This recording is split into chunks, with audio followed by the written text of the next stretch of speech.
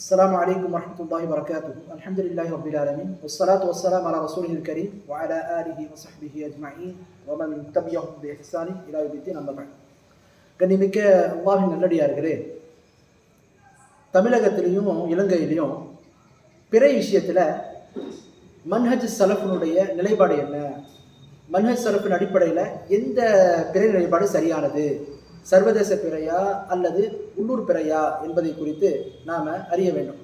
ஏன்னா நாம் எல்லாம் மன்ஹஜ் சலஃப் தான் சரியான வழி, நேர் வழி என்பது அறிந்திருக்கிறோம். அப்போது அந்த வழியில் இந்த பிறை விஷயத்தை எப்படி முன் சென்ற சஹாபாக்கள், முன் சென்ற இமாம்கள் இதை எப்படி அணுகியிருக்கிறாங்கன்றதை நம்ம பார்க்கணும். அப்படி பார்த்தோம்னா இது நம்ம ஒரு தெளிவான நிலையை நாம் என்ன செய்யலாம், அறிந்து கொள்ளலாம். இப்போ அந்த அடிப்படையில் பார்க்கும்போது பிறை என்ற இந்த விஷயத்தை பொறுத்த வரைக்கும் அது பெருநாளாக இருக்கட்டும், நோன்பை ஆரம்பிப்பதாக இருக்கட்டும், நோன்பை விடுவதாக இருக்கட்டும், குர்பானி கொடுப்பதாக இருக்கட்டும், இந்த காரியங்கள் அனைத்துமே கூட்டாக நிறைவேற்றக்கூடிய இபாதத்துகள். இப்போ நாம் ஒரு விஷயம் செய்கிறோம், விரலில் ஒருத்தர் தொழுகையில் விரலை அசைக்கிறாரு, இன்னொருத்தர் அசைக்கலை. இது என்ன, இது ஒரு தனிநபர் சார்ந்த ஒரு விஷயம். ஆனால் இந்த பிறை விஷயத்தில் நீங்கள் பார்த்தீங்கன்னா அந்த பெருநாள், நோன்பு நோற்பது, இதெல்லாம் என்ன தனிநபர் சார்ந்த விஷயம் கிடையாது. இது கூட்டாக பொதுமக்கள் அனைவருமே சேர்ந்த முஸ்லீம்கள் அனைவராலும் ஒரு ஒற்றுமையாக கொண்டாடப்படக்கூடிய நிகழ்வுகளில் ஒன்று. அப்போது அந்த அடிப்படையில் தான் நாம் இஸ்லாமிய வரலாற்றில் பார்க்குறோம். பிறையின் அடிப்படையில் நோன்பை ஆரம்பிப்பது, நோன்பை விடுவது, இவை அனைத்தையுமே ஒரு பகுதியில் வரக்கூடிய மக்கள் அனைவருமே ஒன்று சேர்ந்து தான் அதை பண்ணியிருக்காங்க. தனித்தனியாக என்ன செய்ததில்லை, குழு குழுவாக செய்ததில்லை. இப்போ நம்ம தமிழ்நாட்டில் பார்க்குற மாதிரி, ஸ்ரீலங்காவில் பார்க்குற மாதிரி ஈதுல் ஃபித்ர் 3, ஈதுல் அதுஹா 3, மொத்தம் ஒரு வருஷத்தில் 6 பேர்னா அப்படின்லாம் கிடையாது. ஒரு வருடத்துக்கு 2 பேர்னா தான். இப்போ அந்த அடிப்படையில் மார்க்கும் நமக்கு சில அடிப்படையில் சொல்லுது. அதை விளங்குனா நம்ம எந்த பேர்னா மன்ஹஜ் சலஃப் அடிப்படையில் இருக்கும், எந்த பிறை மன்ஹஜ் சலஃபின் அடிப்படையில் இருக்கும் அப்படின்னு நம்ம விளங்கிக்கலாம். இதை பற்றி பார்த்தீங்கன்னா ரசூலுல்லாஹ் சொல்கிறாங்க, அஸ்ஸௌமு யௌம தஸூமூன் வல் ஃபித்ரு யௌம துஃப்திரூன் வல் அதுஹா யௌம துதஹூன். நோன்பு என்பது எந்த நாள் நீங்கள் நோன்பு நோக்கின்றீர்களோ, பன்மையாக ரசூலுல்லாஹ் சொல்கிறாங்க, எந்த நாள் நீங்கள் நோன்பு நோக்கின்றீர்களோ அதுதான் நோன்பிற்குரிய நாள். நோன்பை விடக்கூடிய நாள் என்பது எந்த நாள் நீங்கள் அனைவருமே நோன்பை விடுறீங்களோ அதுதான் நோன்பை விடக்கூடிய நாள். எந்த நாள் நீங்கள் குர்பானி அறுத்து பலியிடுறீங்களோ அதுதான் என்ன ஈதுல் அத்ஹா, அதுதான் குர்பானி பெருநாளுக்குரிய நாள் என்று அல்லாஹ்வுடைய தூதர் சாசனம் சொல்கிறாங்க. இந்த ஹதீஸ் திர்மிதியில் வருது. ஆகவே இங்கே நம்ம ஒரு விஷயத்தை விளங்கிக் கொள்ள வேண்டும். அல்லாஹ்வுடைய தூதர் சாசனுடைய கட்டளை என்ன, நோன்பை ஆரம்பிப்பது, நோன்பை விடுவது, பெருநாள் கொண்டாடுவது. இதில் அனைத்திலுமே இந்த ஹதீஸை நீங்கள் கவனமாக பார்த்தீங்கன்னா ரசூலுல்லாஹ் மக்கள் அனைவரையுமே ஒருமித்து பன்மையாக சொல்கிறாங்க. அப்போது இந்த இபாதத்துகள் கூட்டாக நிறைவேற்றப்படக்கூடிய இபாதத்துகள், இதில் தனித்தனியாக பிரிந்து என்ன செய்யக்கூடாது, செயல்படக்கூடாது என்பதை நம்ம அறிந்து கொள்ள வேண்டும். இப்போ அந்த அடிப்படையில் அல்லாஹ்வுடைய தூதர்கிட்ட பாடம் பயின்ற சஹாபாக்கள் இதை எப்படி அணுகுனாங்க என்பதை பாருங்கள். முதல்ல அப்துல்லா இப்னு அப்பாஸ் ரலியல்லாஹு ஒரு சம்பவத்தை நம்ம பார்க்கலாம். சஹீ முஸ்லிம் வரக்கூடிய ஹதீஸு. அந்த ஹதீஸில் என்ன வருதுன்னா, குரைப் என்கின்ற ஒரு தாபை மதீனாவிலிருந்து அவர் என்ன பண்ணுறாரு, ஷாமுக்கு போகிறார். அங்கே ஒரு வேலை நிமித்தமாக போகிறார். போயிட்டு திரும்பி வர்றார். இந்த ரமலான் மாதத்தை தான் அங்கே அடைகிறாரு. அவர் பிறையை பார்க்குறாரு, நோன்பை நோட்டுட்டு நோன்பினுடைய அந்த இது முடியறதுக்கு முன்னாடியே, மாதம் முடியறதுக்கு முன்னாடியே மதீனாவுக்கு திரும்பி வர்றார். வந்த உடனே அப்துல்லா இப்னு அப்பாஸ் சந்திக்கிறார். சந்திக்கும் போது அப்துல்லா இப்னு அப்பாஸ் சொல்கிறாங்க, மத்தா ராய்துல் ஹிலால், நீங்கள் என்னைக்கு பிறையை பார்த்தீங்கன்னு கேட்குறாங்க. அதற்கு அந்த குரைப் சொல்கிறாங்க, ரஐனாஹு லைலத்துல் ஜும்ஆ, நாங்கள் ஜும்மாவுடைய அந்த இரவில் பிறையை பார்த்தோம் என்று சொன்னாங்க. யாரெல்லாம் பார்த்தீங்க, நீங்கள் பார்த்தீங்கன்னா, ஆமாம் நான் பார்த்தேன், மக்கள் பார்த்தாங்க. அப்போ அனைவருமே நோன்பு நோட்டுறோம். முஆவியா ரலியல்லாஹு நோன்பு நோட்டார்கள், அவங்க தான் கலீஃபா, எல்லாருமே ஷாமில் இருந்தாங்க, நோன்பு நோட்டுறார்கள், மக்கள் எல்லாமே நோன்பு வைத்தார்கள் அப்படின்ற மாதிரி சொல்கிறாங்க. அடுத்து அப்துல்லா இப்னு அப்பாஸ் சொல்கிறாங்க, ஆனால் நாங்கள் என்னைக்கு நம்ம பிறையை பார்த்தோம், நாங்கள் ரஐனாஹு லைலத்து சப்த், நாங்கள் சனிக்கிழமை இரவு தான் பிறையை பார்த்தோம். ஆகவே ஃபலா நஸாரு நஸூமு ஹத்தா நுக்மில 30 அவு நராஹு சொல்கிறாங்க, நாங்கள் தொடர்ந்து 30 நோன்பு நோட்டோம். சொல்கிறாங்க, நாங்கள் பிறையை சனிக்கிழமை தான் பார்த்தோம். நீங்கள் வெள்ளிக்கிழமை இரவு பார்த்துருக்கலாம், நாங்கள் சனிக்கிழமை இரவு தான் பார்த்துருக்குறோம். எனவே நாங்கள் என்ன செய்வோம், இங்கே தான் கவனிக்கணும். ஆஹா, ஒரு நாள் நம்ம பின்னாடி போயிட்டோமே அப்படிலாம் சொல்ல. அப்படியா, நீங்கள் வெள்ளிக்கிழமை இரவு பார்த்துருக்கீங்க, நாங்கள் சனிக்கிழமை இரவு பார்த்தோம். இப்போ நாங்கள் என்ன செய்வோம் சொல்கிறாங்க பாருங்கள், நாங்கள் என்ன மதீனாவாசிகள் மொத்தத்தையும் சுட்டி காட்டுறாங்க, நாங்கள் மாதத்தை என்ன செய்வோம், அந்த இதை 30ஆக அந்த நோன்பை பூர்த்தி செய்வோம், அல்லது பிறையை பார்த்துட்டா அந்த 29ஓடு நிறுத்தி கொள்வோம் என்று சொல்கிறாங்க. அப்போது குரைப் என்ற தாபி கேட்குறாங்க, அவலா தக்தபி பிருபியத்தி முஆவியத வ சியாமிஹி, முஆவியா ரலியல்லாஹு அன்ஹு கலீஃபாவாக இருந்து அந்த பிறையை பார்த்ததும் அங்கீகரித்ததும் நோன்பு நோட்டதும் உங்களுக்கு போதுமானது இல்லையா அப்படின்னு கேட்குறாங்க. அப்போது அப்துல்லா இப்னு அப்பாஸ் சொல்கிறாங்க, என்ன சொல்றாங்க? ஹாகதா அமரனா ரசூலுல்லாஹ், இல்ல இப்படித்தான் அல்லாஹ்வுடைய தூதர் எங்களுக்கு கற்றுக் கொடுத்தாங்க என்று சொல்றாங்க. இப்ப இந்த ஹதீஸ்ல அப்துல்லா இப்னு அப்பாஸுடைய புரிதலும் இருக்குது, ஹதீஸ் ரசூலுல்லாஹ்வுடைய வார்த்தையும் இருக்கு. அப்துல்லா இப்னு அப்பாஸுடைய புரிதல் என்ன?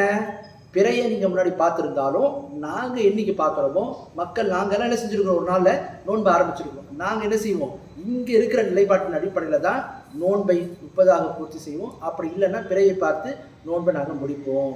அப்போ இது உங்களுக்கு வந்து அங்க பார்த்தது போதுமானது இல்லையான்னா அப்பதான் சொல்றாங்க ரசூலுல்லாஹ்வுடைய வார்த்தை, இப்படித்தான் அல்லாஹ்வுடைய தூதர் எங்களுக்கு கற்றுக் கொடுத்தாங்க. ஹதீஸ் கலையில இப்படித்தான் அல்லாஹ்வுடைய தூதர் எங்களுக்கு கட்டளையிட்டாங்க. அமரனான கட்டளையிட்டாங்கன்னு அர்த்தம்.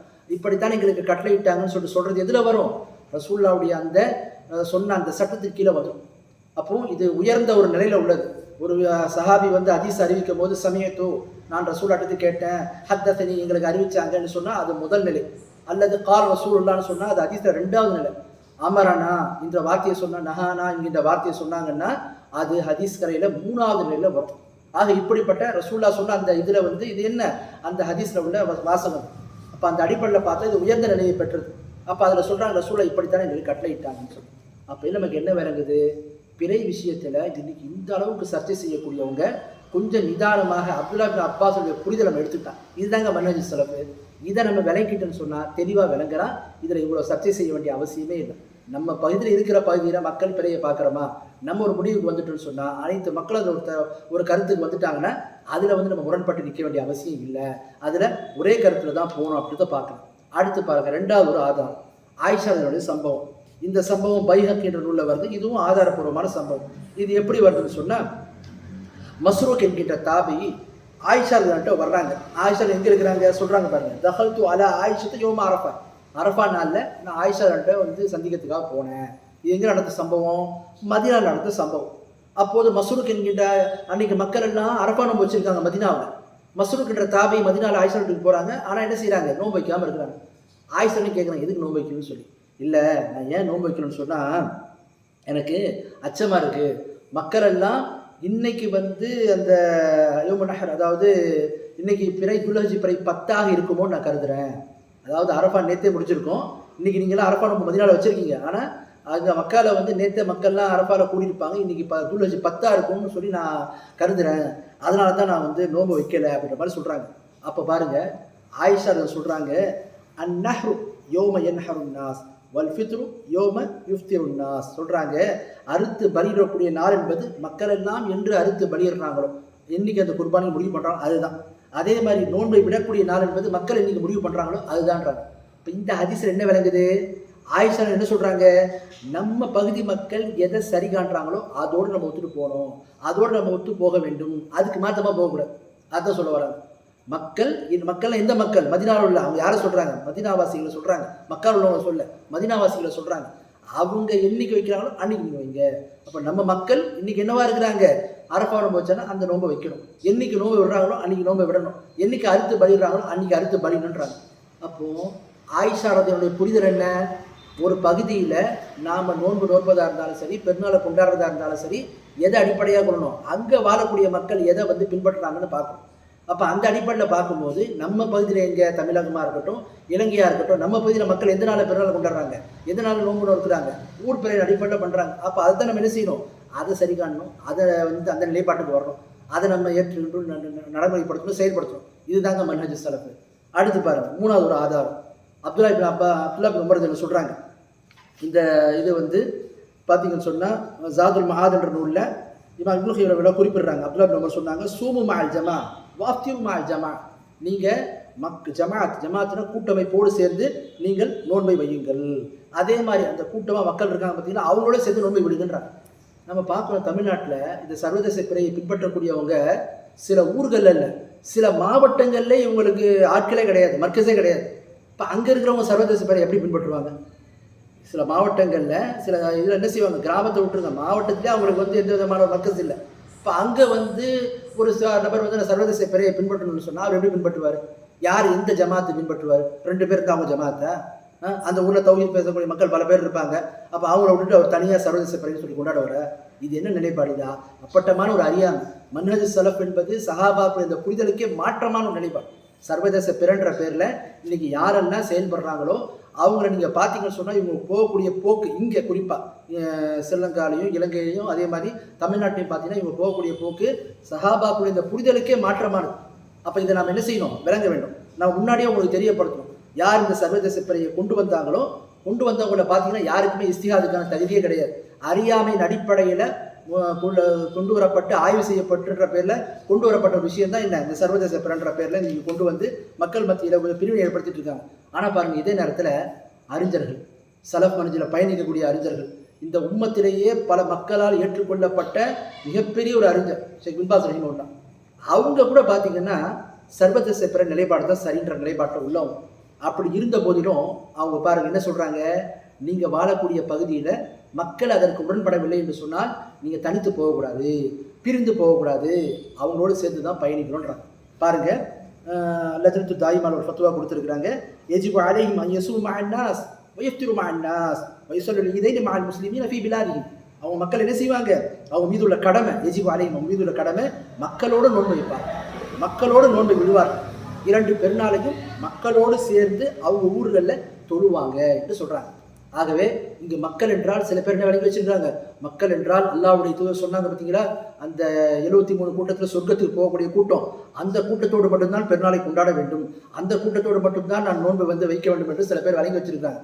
மன்னஜில் இல்லை, ஆனால் அவங்களுடைய புரிதல் அந்த மாதிரி. அல்லாஹ்வுடைய தூதர் சொன்னது என்ன, முஸ்லீம்கள் யாரெல்லாம் அல்லாஹ்வுக்கு இணை வைக்காம இஸ்லாமிய மார்க்கத்தில் சில கொள்கை ரீதியான தவறுகள் இருந்தாலும் இஸ்லாமிய வட்டத்துக்குள்ள தான் வருவாங்க. எனவே மன்ஹஜ் சலஃப் என்பது மக்களை ஒருமித்து அவங்கள ஒற்றுமையாக ஆக்கி எந்தெந்த விஷயங்களில் மார்க்கம் விட்டுத்தர சொல்லுதோ அதை விட்டு தந்து எந்தெந்த விஷயங்களை அரவணைத்து போக சொல்லுதோ அரவணைத்து போகிறது தான் மன்ஹஜ் சலஃப்.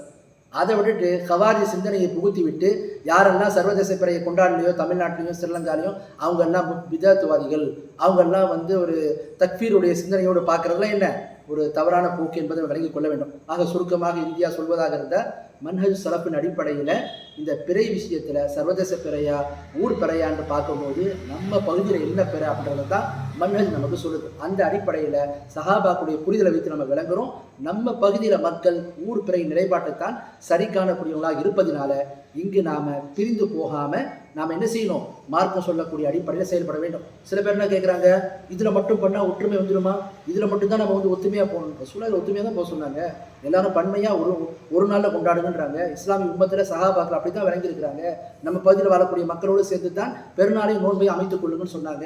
எனவே அப்படித்தான் அமைத்துக் கொள்ள வேண்டும். இதுதான் மன்ஹஜ் சலஃப். இதுக்கு ஒருத்தவங்க மாத்தமாக மன்ஹஜ் சலஃபை விளங்காமல் தவறாமல் போகிறாங்க, தவறான புரிதல் இருக்கிறாங்கன்னா அப்படிப்பட்ட மக்களை பொறுத்த வரைக்கும் அது அறியாமன்றதை சொல்லுவோம். ஆனால் அவங்க போகக்கூடிய நிலைப்பாடு என்பது மன்ஹஜ் சலஃப் இல்லை என்பதை நாம் விளங்கிக் கொள்ள வேண்டும். ஆகவே நம்ம இன்னைக்கு மன்ஹஜ் சலஃப் என்று சொல்லக்கூடிய இந்த பாதையில் பயணிக்கக்கூடிய எந்த ஆளும் நீங்கள் கேட்டாலும் இதைத்தான் சொல்லுவாங்க.